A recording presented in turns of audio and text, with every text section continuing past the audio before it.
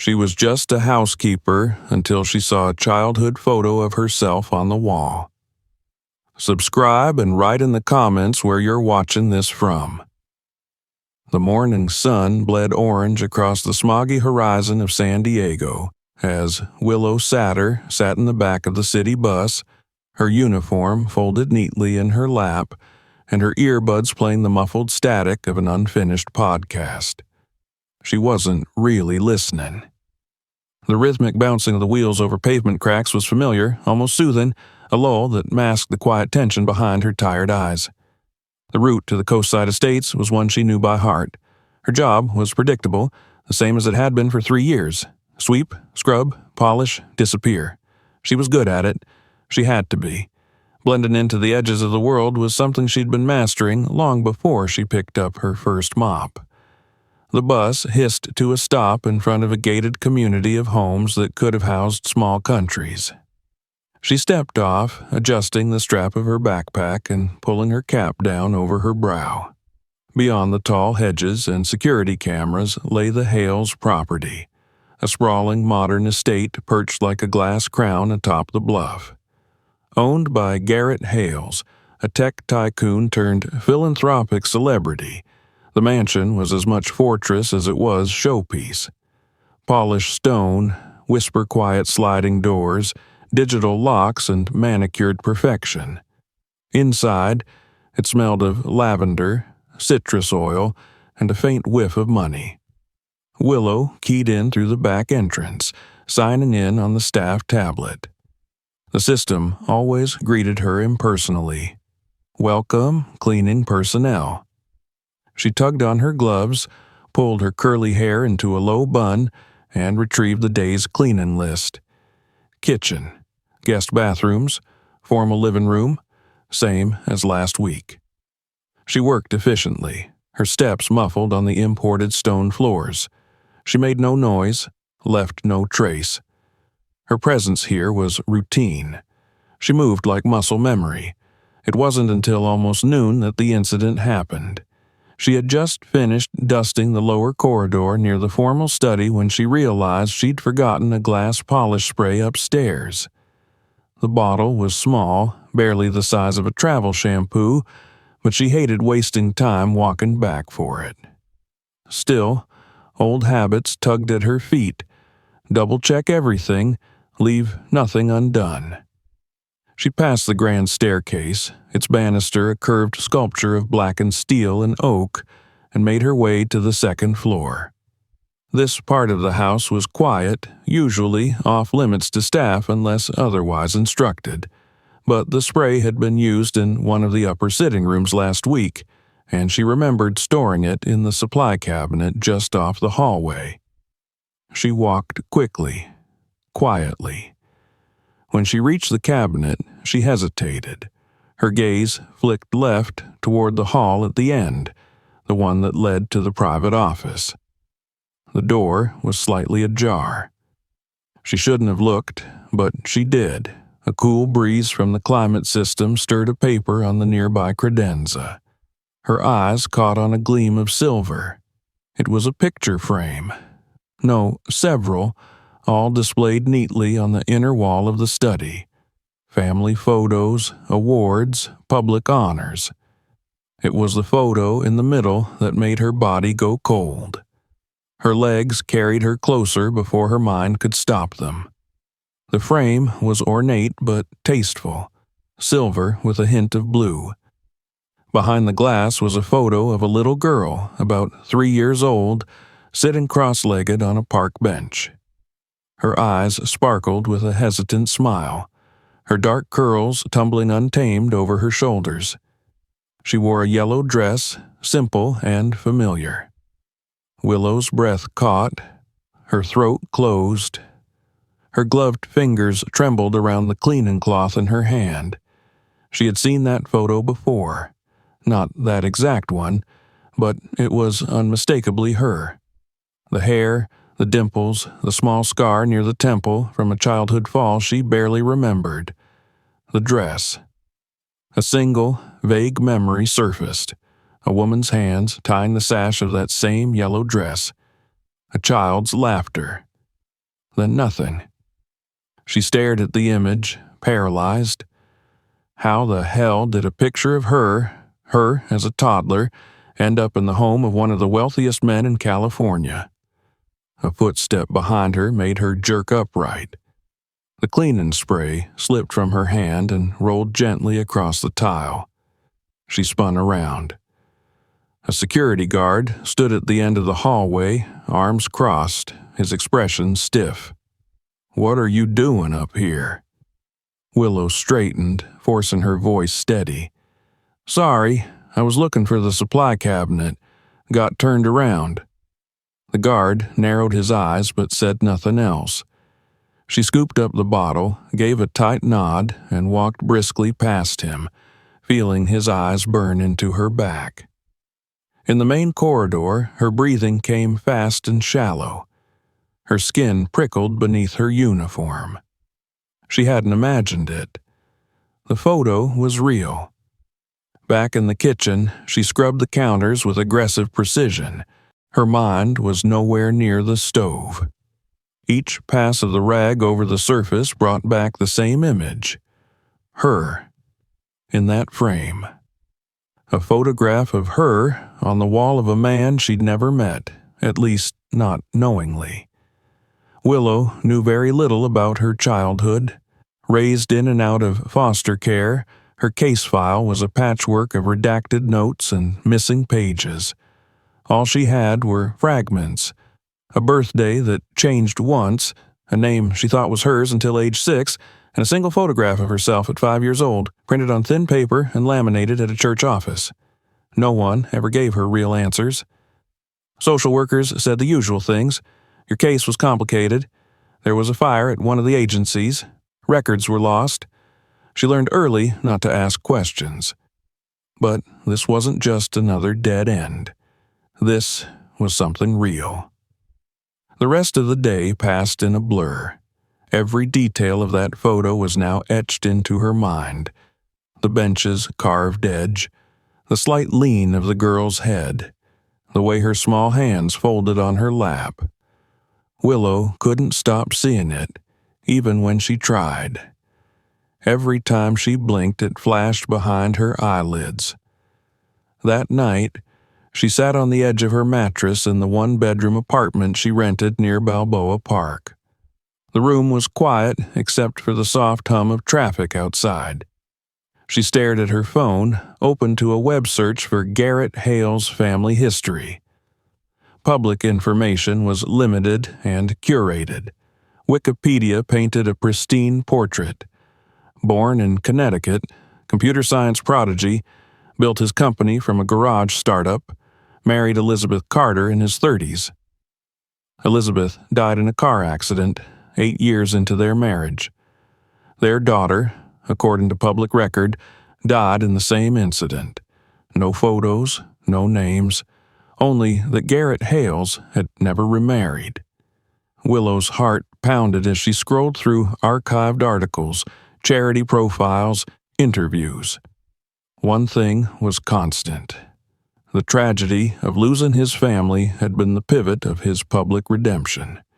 He turned to philanthropy, founded the Elizabeth Hales Foundation, advocated for displaced children and single mothers, donated to orphan care programs in California and abroad. But nowhere was there a photo of the daughter. Nowhere except on that wall. Willow leaned back against the headboard, her mind racing. What if she hadn't died?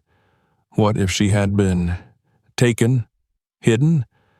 It was absurd, insane, and yet her gut whispered otherwise.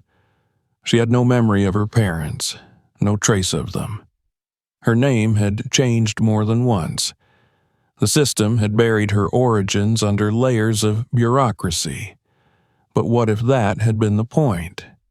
The next morning, she arrived at the mansion 15 minutes early. As she signed in, she avoided the security guard's eyes. She cleaned like usual. No mistakes, no wrong steps. But every time she passed the hallway to the private office, she felt a pull. By lunchtime, she knew what she had to do. She wouldn't ignore it. Not again. Not like every other closed door in her past. This time she had seen something, and she would find out the truth, even if it meant tearing apart the only version of her life she had ever known. The following days felt like walking through water. Everything around Willow Satter moved as usual. Traffic lights blinked, coffee brewed, mops swept, dust rose and settled again, but she moved through it all half absent, as if her body hadn't caught up to her mind. The image of the photograph wouldn't leave her. It had latched itself somewhere in the corner of her consciousness, quietly demanding answers. At work, she followed her routine with robotic precision, but her thoughts no longer belonged to the tiled floors or smudged mirrors. Every moment she wasn't watched, she found herself drifting, lingering a little longer in that hallway, glancing at the door to the private wing, mentally tracing the frame around that photo. She'd memorized it. Every curve of the child's face, every blurred tree in the background, even the faint crease in the paper beneath the glass. That wasn't a generic picture. That was her. She began spending her evenings in the small public library off Park Avenue, hunched over the glowing screen of an outdated computer. She searched name after name: Garrett Hales, Elizabeth Hales, Hales Foundation, San Diego Social Services Fire, 1997 adoption records. Much of it was sanitized PR, curated interviews, and press kits. She found countless photos of Garrett posing with foster children at events, cutting ribbons at shelters, giving checks to city councils. He had carefully built a persona of compassion on the ashes of loss, but nowhere, not once, did she find a photo of his daughter. No name, no obituary, no gravestone. She clicked through the pages of archived news clippings. Elizabeth Hales had been a quiet figure compared to her husband, but a few articles described her as a passionate advocate for family placement reform. One article, in a local San Diego paper, dated just weeks before her death, mentioned that she had begun investigating irregularities in private adoption agencies, companies that were pushing children through the system without adequate oversight. It was brief, just a single sentence buried near the end, but it caught Willow's attention like a flare in fog. Then, 2 weeks later, the car crash. There was no mention of the child who supposedly died with her. Willow sat back in the creaking library chair, goosebumps trailing up her arms. Her instincts were sharpening. Something was wrong with the story everyone accepted as fact. Something had been scrubbed, hidden. But how deep did it go? Her memory was a broken mirror. The few pieces she still had didn't fit cleanly. She remembered cold rooms, the sound of plastic toys clattering on linoleum, a woman in a brown sweater who always smelled like menthol. Nothing before that. No mother. No accident. Just the unrelenting churn of being passed from one place to another. It was during one of her cleaning shifts that she decided to approach Evelyn Cole. Evelyn was in her 60s, a soft-spoken woman with stiff joints and sharp eyes. She had worked for the elite of San Diego for over 30 years and held a wealth of gossip behind her unassuming smile. Willow had crossed paths with her before, occasional shifts together at big events or estate cleanings, but they'd never spoken beyond polite greetings. That afternoon, they were both assigned to the same beachfront home in La Jolla. As they folded linens in the guest quarters, Willow took a chance. "Evelyn," she began carefully, "you ever work at the Hales property?" Evelyn didn't pause her folding, but her shoulders stiffened just slightly. "Years ago," she replied. "Why?" Willow kept her voice light. "I was just curious. He seems private." At that, Evelyn let out a dry chuckle. "That's one way to put it. What's he like?" Evelyn glanced over, her eyes narrowed, measuring. "You don't want to mess with that man," she said finally, her voice low. "He's got hands in everything. City officials, non-profits, even the police commission." Willow pressed her lips together. "Is it true what they say about his wife and daughter?" Evelyn hesitated. She set the sheet down slowly. "There were rumors," she admitted. "Not that you'd find them printed anywhere now. They said Elizabeth was asking too many questions about foster programs, children going missing. After she died, people stopped asking. And the daughter? She vanished. Garrett told everyone she died in the crash too, but..." Evelyn shook her head. "No one ever saw a body.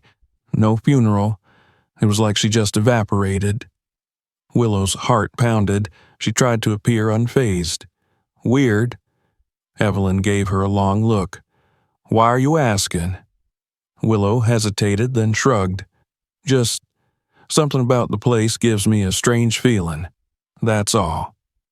They didn't speak of it again that day.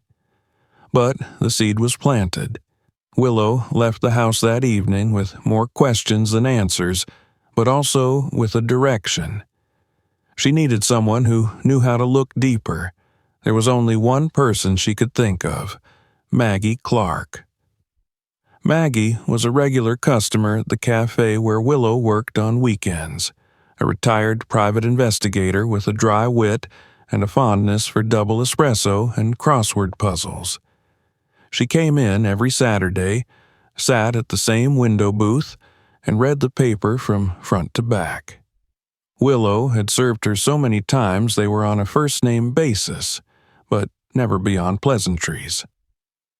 The next morning, after a long shift at the estate, Willow took the early bus to the cafe and waited for Maggie to arrive. When she finally did, wearing her usual rumpled blazer and tortoiseshell glasses, Willow brought her order before she had to ask. "Extra strong cappuccino, 1 sugar," she said, placing it on the table. Maggie glanced up, surprised. "Well, look at you, memorizing old habits?" Willow hesitated. "Actually, I was hoping to ask a favor." Maggie raised an eyebrow. "That sounds serious." "It is," Willow said, sliding into the opposite seat. "And maybe dangerous." She told her everything, about the photo, the missing records, the obituary that never was. Maggie listened in silence, her pen twitching over a notepad pulled from her purse. By the time Willow finished, her throat was dry, and her hands trembled slightly beneath the table. Maggie looked at her carefully. "You're not just looking for your father," she said at last. "You're hunting a predator." Willow didn't flinch. "Can you help me?" Maggie leaned back, exhaling. "How much can you pay?" "I don't have money," Willow admitted, "but I can clean, cook, run errands, whatever you need." Maggie smiled faintly. "It's been a while since I had a real case." Over the next week, Maggie began digging. She contacted old colleagues, accessed sealed records, followed every paper trail that hadn't yet been erased. What she found made her blood run cold. Garrett Hales had filed an amended death certificate for a child shortly after Elizabeth's crash, claiming the body was lost in a fire.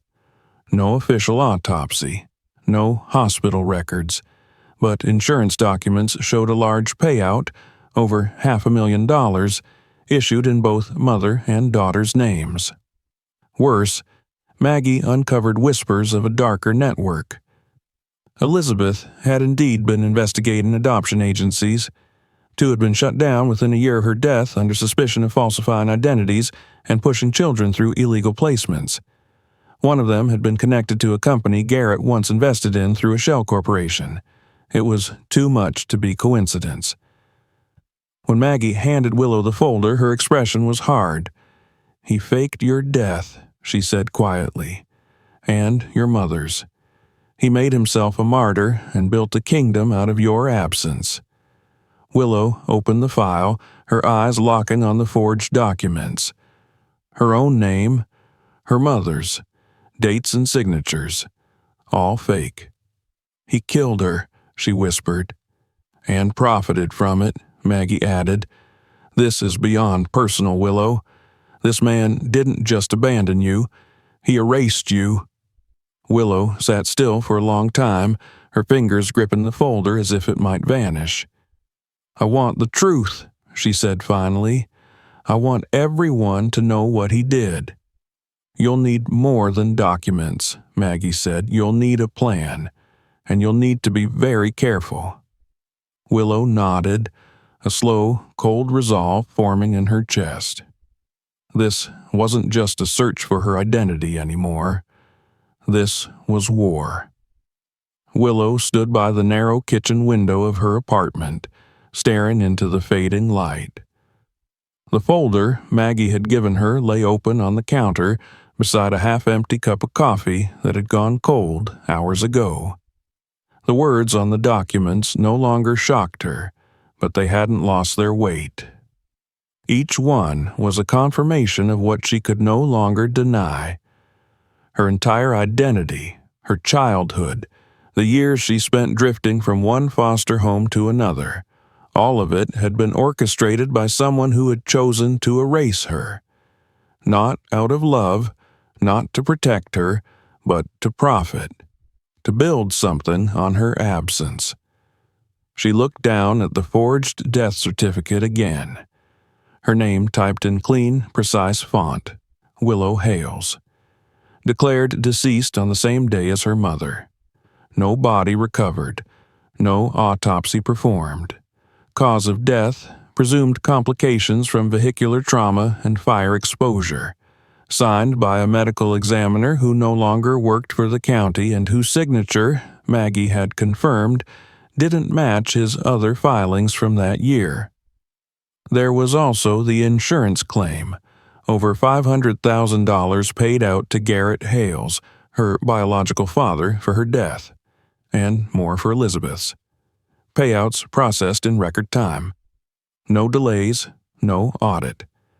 Maggie had printed pages of property records, too. After the crash, Garrett bought a new estate, larger and more isolated, paid for partially in cash. 2 months later, he founded the Elizabeth Hales Foundation. The mission? To support at-risk children with a focus on orphans and displaced youth. It was hailed as a philanthropic triumph. Garrett Hales, the grieving husband and father turned humanitarian, was reborn as a national figure of compassion. Politicians quoted him. Universities honored him. He was untouchable. The image was airtight, until now. Willow gathered the pages into a neat pile and tucked them back into the folder. It was no longer about her own curiosity. The documents had changed something in her.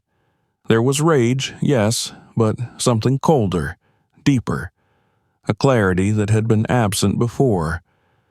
This was no longer about finding where she came from. It was about dismantling a lie that had poisoned everything it touched.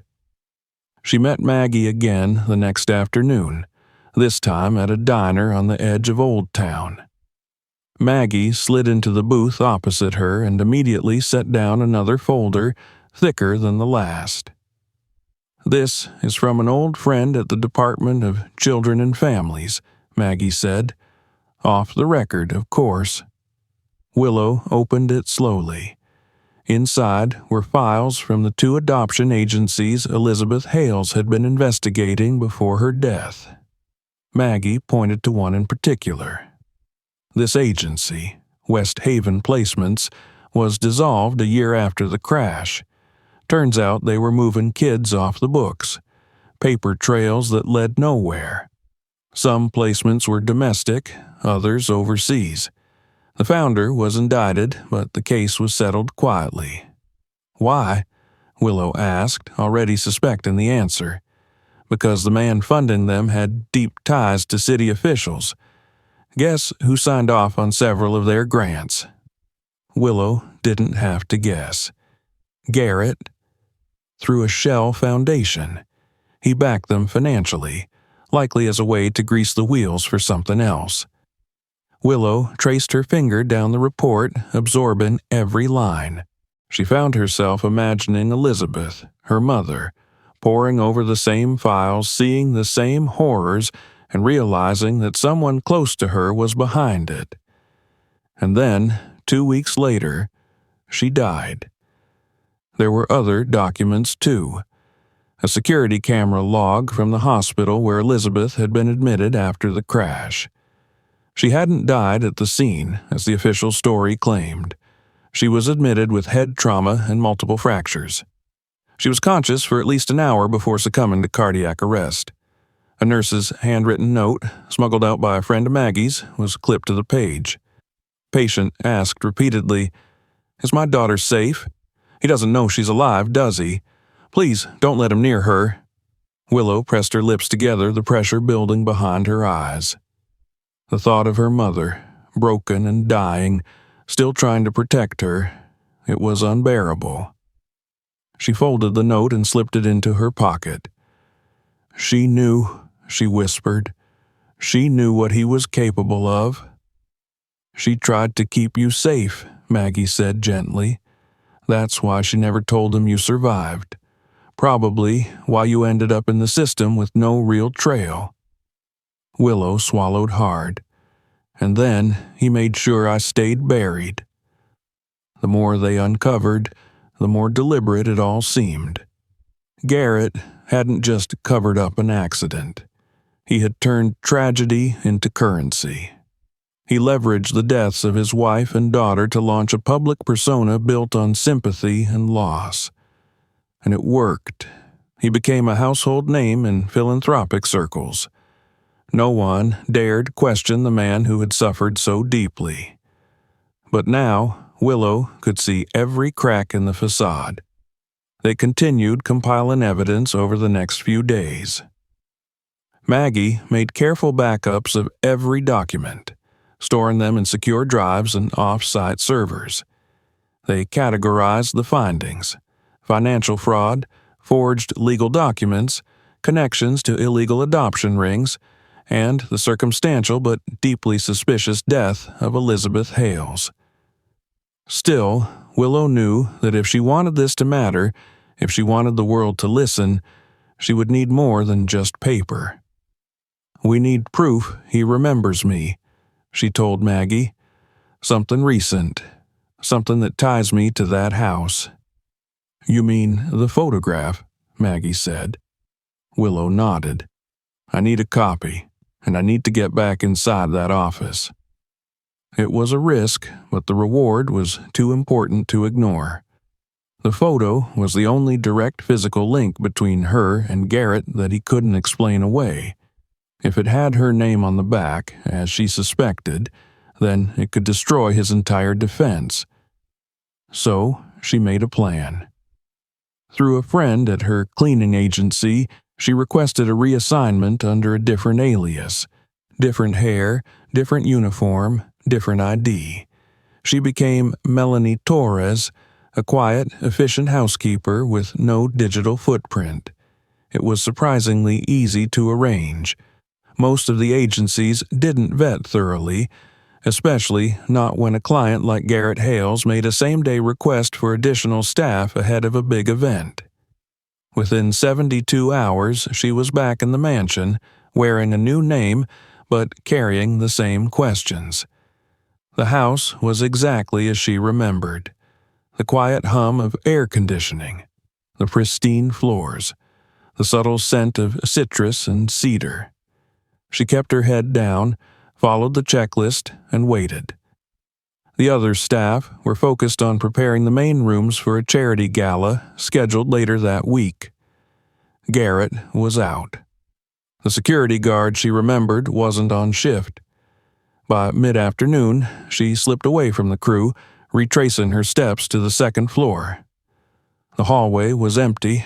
Her fingers trembled as she reached for the doorknob to the study. It opened with a soft click. The room was just as she had left it. Shelves lined with books he'd probably never read, awards gleaming on display, and the photos, those damn photos, still hanging in perfect symmetry. There, in the center, was the one that mattered. She stepped closer, heart pounding, her reflection blurred behind the glass. She gently lifted the frame from the wall, turned it over, and exhaled sharply. There, scrawled in a child's handwriting, were the words, "To the best daddy in the world. Love, Willow." She stared at it, her hand clenching around the frame. The note was old, faded at the edges, probably written by her mother before the crash, or perhaps copied from something she'd said. Either way, it was irrefutable. He hadn't just kept the photo, he cherished it. She took a quick photo with her phone, then carefully rehung the frame exactly as it was. She slipped out of the study, her breath caught in her throat until she was back with the other staff. Later that night, she showed Maggie the image. "It's time," she said. "I want the world to see him for who he really is." Maggie nodded, already reaching for her notes. "Then we plan the stage, and this time he won't be able to run from the spotlight." Willow looked down at the photo on her phone, her small smile, her trust in eyes. A version of herself frozen in time long before she knew how cruel the world could be. She was done hiding. Now it was Garrett's turn to face the truth. The days leading up to the gala unfolded with calculated precision. Willow kept her movements tight and her presence minimal, allowing the hours to blur into a rhythm that no one questioned. She had returned to Garrett Hales's estate under the false name and identity she had carefully constructed. As Melanie Torres, she was invisible again, an echo in the walls of someone else's life. This time, though, invisibility was a weapon. She had memorized every corner of the house, every pattern in the routines of the staff, every shift rotation of the security team. The cleaning schedules were posted each morning, and she always chose assignments close to the rooms she needed to observe. Garrett himself was present only intermittently, busy with interviews and meetings leading up to the Foundation's biggest event of the year. That worked to her advantage. She wasn't ready to see him. Not yet. Instead, she documented. Every time she stepped into the upstairs hallway, she stole moments. She snapped new photos of the framed picture, at angles, in different lighting, to verify authenticity. She made sure the handwriting on the back was clear in every shot. She copied notes from the office drawers while pretending to dust. She even found an internal memo between Garrett and his attorney, discussing the need to remove any sensitive files from the house before the press arrived. Maggie was able to identify the attorney from the initials alone, a man known for cleaning up reputational messes for the rich and powerful. Willow brought every new piece of evidence to Maggie, who sorted and cataloged it with clinical care. They had established a private workspace in a storage unit Maggie rented just outside the city.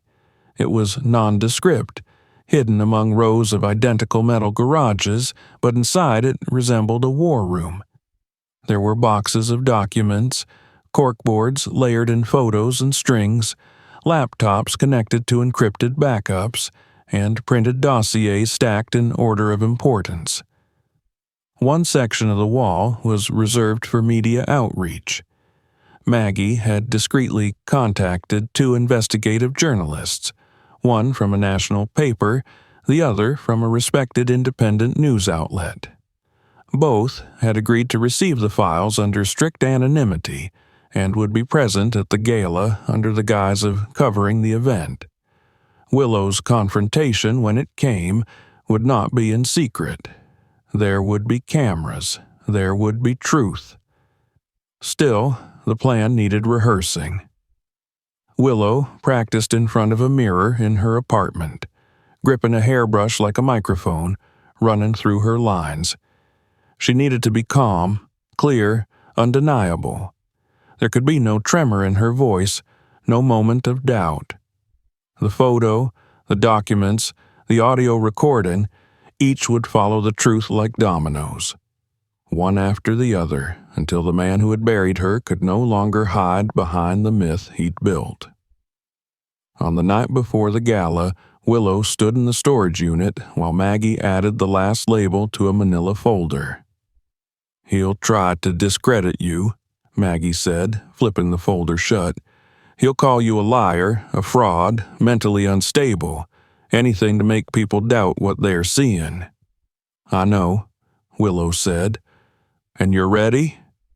Willow looked at the wall of evidence, at her own childhood photo, now enlarged and pinned beside copies of the death certificate, the insurance forms, the hospital records, the internal memos, the shell company filings. "I've been ready since the day I saw that picture," she said.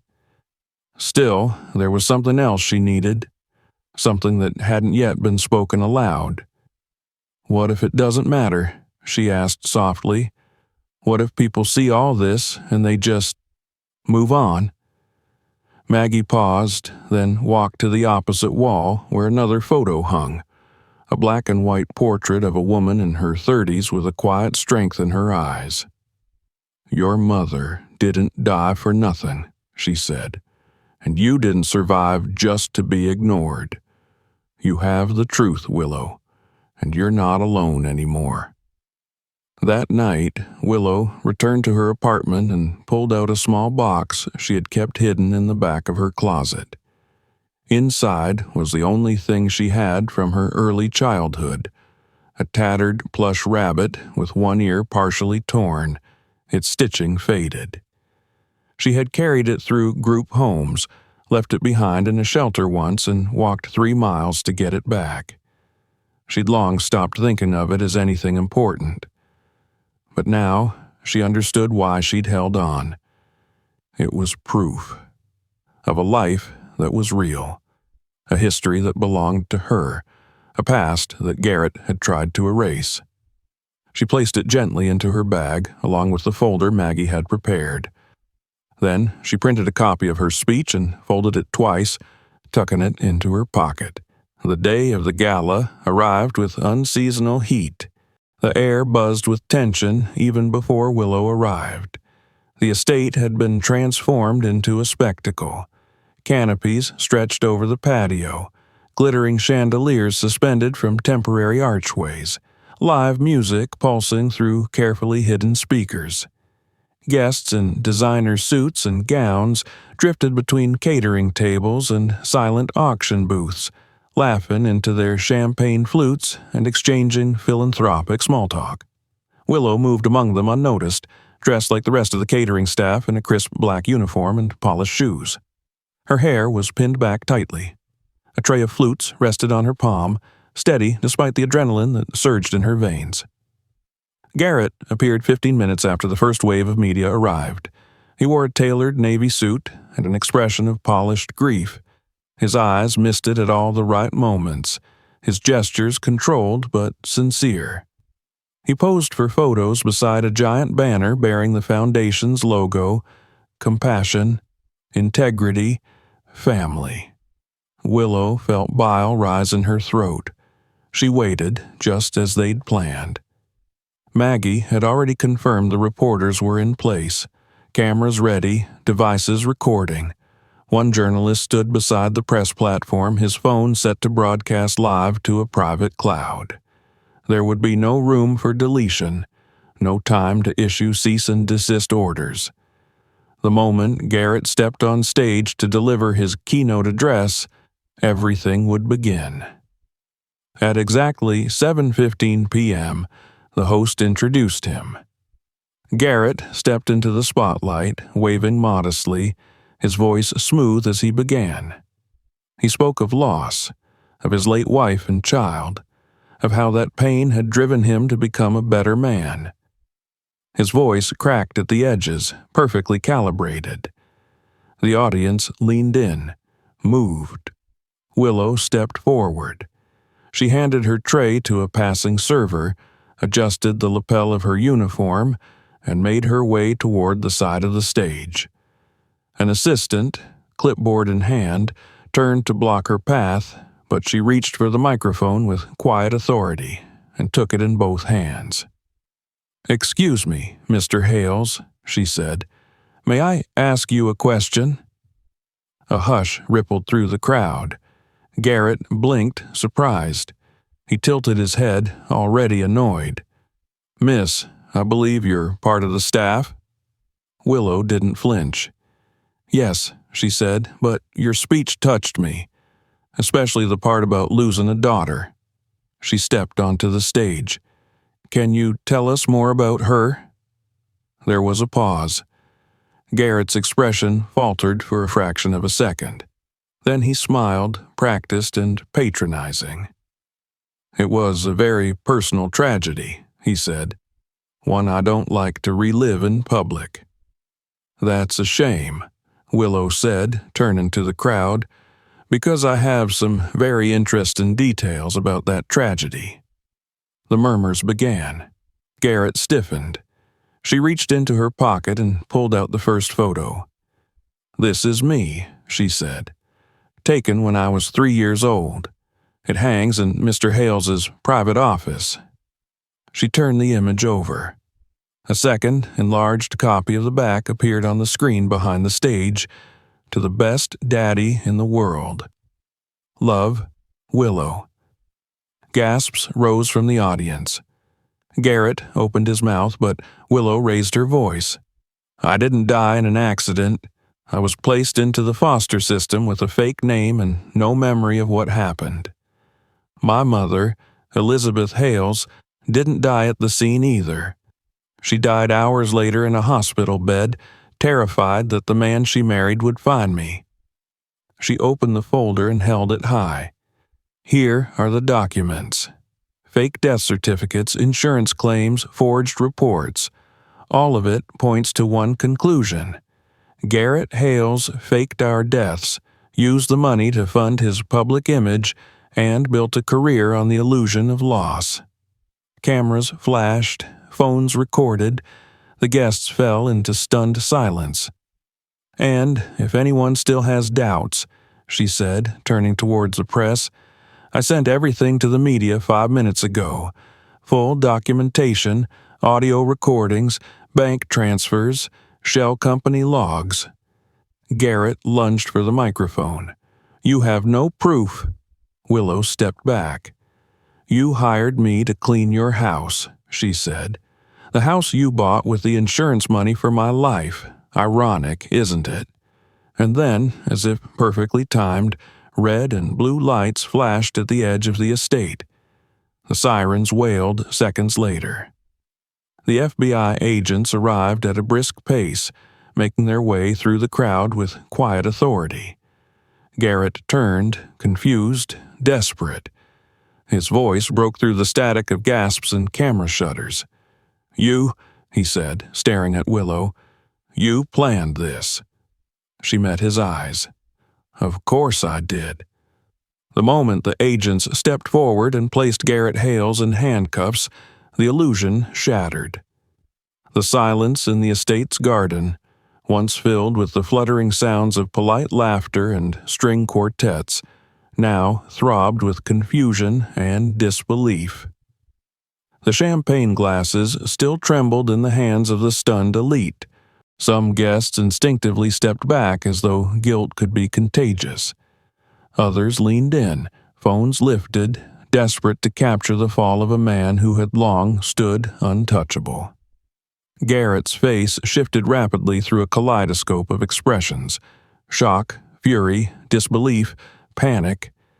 He tried to speak, but the agents read him his rights with clinical finality, their words slicing through the thick tension like scalpels. His voice, once the centerpiece of a million-dollar brand of compassion, was swallowed by the whirring of cameras and the click of reporters' keyboards.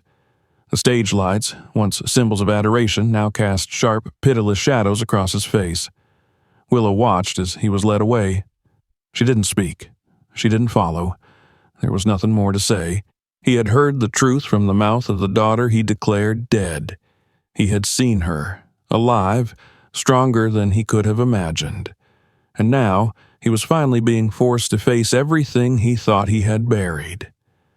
The journalists surrounded her seconds later, shouting questions, snapping photos, thrusting microphones forward like daggers. "What's your name?" "Are you really his daughter?" "How long have you known?" "Why now?" "What happens next?" Willow stood tall. Her voice remained calm, her eyes steady. "My name is Willow Satter. I was born Willow Hales. And tonight is not the end of anything. It's the beginning." The agents escorted Garrett into a black government vehicle parked along the gated driveway. The driver door shut with a quiet finality, and the convoy pulled away. Stillness returned, but it was not peace. It was the stunned silence of impact, the breathless pause after something breaks. The aftermath moved quickly. The footage of the gala went viral within hours. Every major news outlet replayed the moment she took the microphone, dissected her every word, freeze-framed Garrett's stunned expression. Talk shows speculated about how long he had been living the lie, about how many people had looked the other way, about how far the conspiracy stretched. Hashtags trended within minutes. The Hales Foundation closed its public-facing website by midnight. But the true reckoning came in the days that followed. First were the lawsuits. Investors who had poured millions into Garrett's philanthropic brand began demanding restitution. Their lawyers presented detailed financial records that revealed nearly 90% of the funds raised had never made it to the programs they were meant to support. Board members resigned. Universities that had honored Garrett withdrew his awards and titles. Buildings bearing his name were quietly renamed. Then came the confessions. Two of Garrett's former assistants came forward with sealed documents and recordings that further corroborated Willow's claims. One had helped forge the insurance filings. Another had overseen the quiet payout to an offshore account listed under a shell corporation connected to the adoption agency Elizabeth Hales had been investigating. Even his two ex-wives broke their silence. Both had signed airtight non-disclosure agreements during their divorces, but now they stepped forward. One with a memoir, the other with court filings detailing emotional manipulation and veiled threats. They spoke not only of his lies, but of his fear. Of the times he would wake up in the middle of the night, sweating, whispering about someone finding out, someone remembering. Garrett Hales's carefully constructed world collapsed like a cathedral made of matchsticks. And amid the wreckage, Willow began to rebuild something of her own. The FBI's investigation uncovered a vast network of fraudulent activity, including ties to at least 4 shuttered adoption agencies across 3 states. Garrett had not only faked the deaths of his wife and daughter, but had helped facilitate the disappearances of other children through financial manipulation and political cover. The agency seized all his assets, properties, accounts, stock holdings, and placed them in a reparations trust overseen by a federal body. When they asked Willow what she wanted done with the funds, she answered without hesitation. "I want to use it to finish what my mother started." She proposed the creation of a new foundation, one built not on performance or prestige, but on access, justice, and transparency. It would be named the Elizabeth Satter Foundation, a name that merged her mother's identity with her own. Its mission would be simple: to provide legal, educational, and emotional support to children in the foster system, particularly those lost in administrative limbo or victimized by fraudulent institutions. The government approved the plan. The funds were transferred. The transformation was swift and undeniable. Garrett's primary estate was converted into the foundation's headquarters. Offices were established in 4 cities within the first 6 months. A team of attorneys, therapists, social workers, and educators was assembled, many of them survivors of the system themselves. The goal wasn't charity. It was empowerment. Willow was named executive director. She hired Maggie Clark as her advisor, and Evelyn Cole, who had first warned her of Garrett's influence, became the coordinator for the foundation's events and volunteer programs. Every decision Willow made, every initiative she approved, every press conference she gave, she carried the weight of her past, not as a burden, but as a compass. She received letters, hundreds of them, then thousands, former foster children, grieving parents, social workers, whistleblowers, survivors. Some of the letters came from places she had never heard of. Others arrived from neighborhoods she had once passed through as a child, too young to understand how close she had been to the truth. One day, she received a letter postmarked from Albuquerque. It was from a woman named Fatima Delaney, her mother's sister. Dear Willow, I've spent the past 15 years believing you were gone. I kept a photo of you near my bed every day, even after I stopped saying your name aloud. I can't believe I'm writing to you. Please, if you have space in your life, I would love to meet you. With hope, Fatima Willow held the letter in shaking hands. She called that night. The reunion was quiet and emotional. Fatima had tried to adopt her when Elizabeth died, but was told the child had perished in the crash. She had searched, filed appeals, even hired a private investigator who disappeared after one strange phone call. Eventually, she was warned to stop digging. Fatima became more than a relative. She became a bridge to everything Willow had lost. She shared stories of Elizabeth, her stubbornness, her warmth, her tenacity. Together, they pieced together Elizabeth's unfinished work, gathering articles, journals, recorded interviews. They created an archive within the foundation, the Satter Collection, open to scholars, activists, and anyone seeking to understand the failures and potential of the child welfare system. Garrett, meanwhile, faced his own reality. He was sentenced to 35 years in federal prison on charges of insurance fraud, obstruction of justice, and conspiracy to commit human trafficking. His appeals were denied. His former colleagues distanced themselves. His honorary plaques were removed. The golf clubs revoked his membership. The colleges erased his name from their records. Even the mosque he once attended quietly asked his family not to bring him back after his release. Willow never responded to the letter he sent from prison. It had arrived folded in a plain envelope with shaky handwriting. If you really are my daughter, I can explain. I was young, desperate. I didn't know how to fix it. Please forgive me. She tore it in half and dropped it into the trash. There were things forgiveness could not fix. There were wounds that needed healing. Yes, but not through excuses. Not from a man who had built his life on her silence.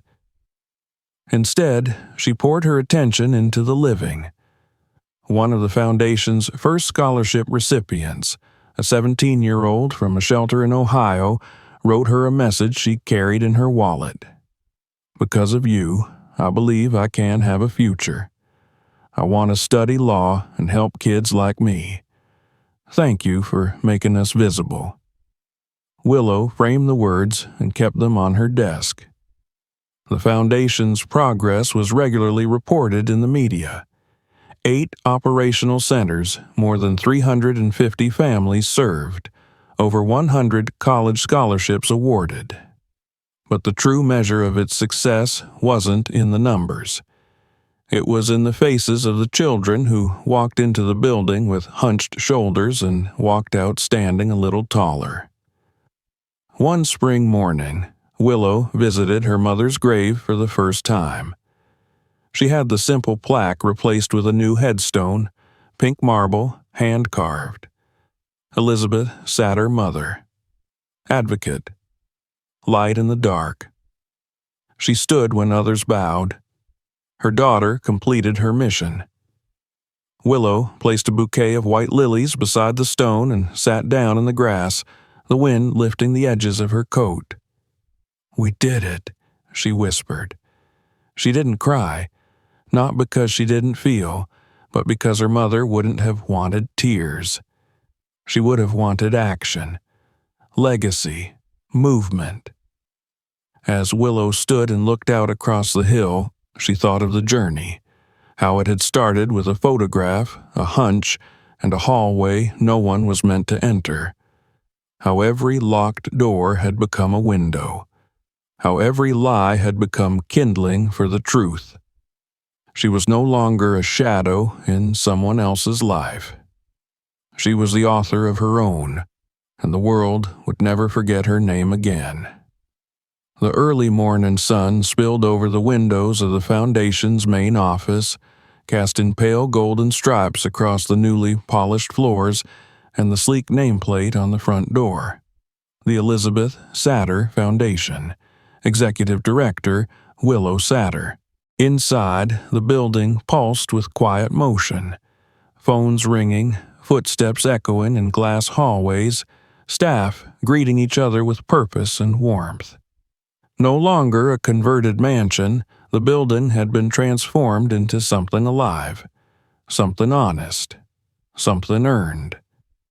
Willow moved through the corridor with practiced familiarity, dressed in a charcoal blazer, her steps calm but purposeful. She carried a stack of reports in one hand, the other casually brushing her phone as she passed through reception, nodding to the young woman behind the desk who had once been a client of the very services now offered here. The girl smiled brightly and returned to her screen, and Willow felt, as she often did now, that the distance between who she had been and who she had become was both immeasurable and deeply personal. It had been 8 months since Garrett Hales was led off the gala stage in handcuffs, his reputation disintegrating in real time as the truth unfurled around him like a noose. Since then, the world had tried to catch up with the shock of it. News cycles churned out stories, debates flooded television screens, and think pieces argued over whether his fall was a symptom of deeper rot in elite institutions or the inevitable collapse of unchecked ego. But to Willow, none of it was abstract. She had lived it, worn it, cleaned it off polished marble floors while her name was buried under lies. The FBI investigation had continued in full force, building out from her testimony and Maggie's archives. The agency's forensic accountants uncovered a trail of misuse so brazen it shocked even the most cynical investigators. Only 8% of the funds raised through the Hales Foundation had ever reached their intended recipients. The rest had been funneled into luxury properties, offshore holdings, and a media empire that existed solely to protect Garrett's image. In a poetic twist of justice, that same money, seized by court order, now served the very people it was supposed to. And the woman who had once dusted its picture frames now directed its course. Willow stepped into her office, a sunlit space adorned with the framed photographs from the last year. The groundbreaking of the third shelter, a scholarship recipient grinning in front of a university banner, Maggie and Evelyn laughing beside a food truck during the community open house. On the far wall hung a large canvas print of the Foundation's mission statement, etched in bold type. "We serve those the world tried to forget." She sat at her desk and pulled open a letter addressed in careful handwriting. It was the 98th one that week. Most came from families thanking her, children sharing their dreams, former caseworkers sharing stories of redemption. But some were quieter, raw stories from people still searching for their names, their records, their truth. She read each one. She couldn't answer them all herself anymore. There were now teams for that, but she made sure she touched every single one, even briefly, because she remembered what it felt like to write letters into silence. A knock at the door pulled her from the page. Maggie stepped inside, now in a navy dress shirt and smart slacks, her silver hair pulled back. She carried a manila folder and a smirk that Willow had come to recognize as the precursor to either a headache or an opportunity. "Press wants another interview," Maggie said, dropping the folder on the desk. "This time, CNN, Anderson Cooper again." Willow raised an eyebrow. "Didn't we already do that one?" "He says he wants to revisit the story 1 year later. The where is she now angle." Willow leaned back in her chair. "Tell him I'll think about it." "You'll say yes," Maggie replied. "You always do. You're terrible at pretending you don't care what happens next." "I don't care about headlines." "No," Maggie said, turning to leave. "You care about the story." Willow smiled because it was true. After Maggie left, she opened another folder on her desk, this one full of grant approvals, construction reports, and proposals for the Foundation's 6th location. It would be in New Orleans, where the need was enormous and the existing infrastructure overwhelmed. A former foster child, now an architect, had designed the building's blueprint. It was modern, warm, filled with natural light. She had written a personal note on the last page of the proposal. "Because of you, I believe people like me matter." Willow signed the authorization and sent it through. In the hallway, Evelyn passed by pushing a cart of event supplies, humming to herself. She'd been promoted from part-time coordinator to head of outreach and was thriving in the role. Her warmth and steel blended into something that made people feel seen. She waved as she passed.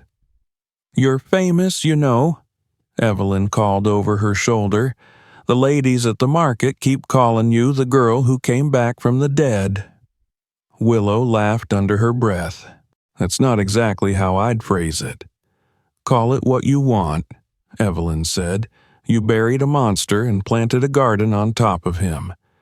That's resurrection, baby." She disappeared around the corner, and Willow sat in the moment of quiet that followed. It wasn't just the physical changes that marked her new life. It was the stillness she had cultivated inside herself, the steady pulse that no longer flinched at raised voices or sudden interruptions. The woman who had once whispered her name to mirrors now stood on national stages, sat at round tables with senators, helped write new state guidelines on foster care oversight. She had testified before Congress, spoken at Ivy League commencements, and turned down book deals from every major publisher in the country. But her proudest moment had been smaller. It came on a Tuesday afternoon, 3 months after the Foundation opened its first location.